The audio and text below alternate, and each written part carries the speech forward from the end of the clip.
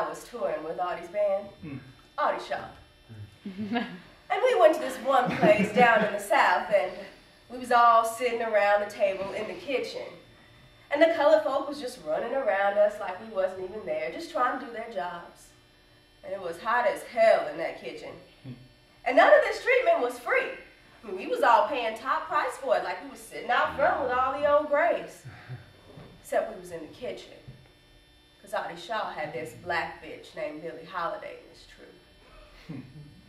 But everything was smooth as silk until I realized that all of a sudden I had to use the restroom in the worst way. So I asked this dude who looked like he might have had some sense if he knew where the restroom was. He asked me why I wanted to know, thereby proving he didn't have any more sense than I had in asking. I should have found it myself. Well, anyway, while I was trying to explain to him that I didn't exactly have to go there to powder my nose, if that's what was worrying him, when this blonde bitch comes into the kitchen from the dining room, and she saunters up real big, still clutching these big red plush-covered menus under her left tit and says, "Just tell me, what seems to be the trouble here?" So I said, "The trouble seems to be that this dude can't answer a simple question." See, that's when I knew somebody had run to get her, because she says, "I'm sorry, Miss Day, but we don't have toilets for the colored." So I says, "Listen, honey, you must have me mistaken because I'm not Doris Day. I'm Billie Holiday. I am Billie Holiday." Now, lots of folks I know have said me and she resembles each other, but, well, this is the first time I know of that somebody was talking to one and thought they was talking to the other. No, so I don't want to cast no aspersions on anybody here or hurt anybody working here's feelings or anything, but everybody I see working here is about as colored as they come, except for you. Where do they go? So she gives me this sweet little side of her mouth smile and says, "Yes, but they're males. We don't have a toilet for colored females." And I said, "Well, listen, honey, I don't care if it's a urinal or a dark corner in the room. Just lead me to it, because I am about to bust." But then she shifted her weight real slow, see? And this real tight black sequin shirt with these black sequin shoes to match and says, "We didn't want you coming up in here in the first place.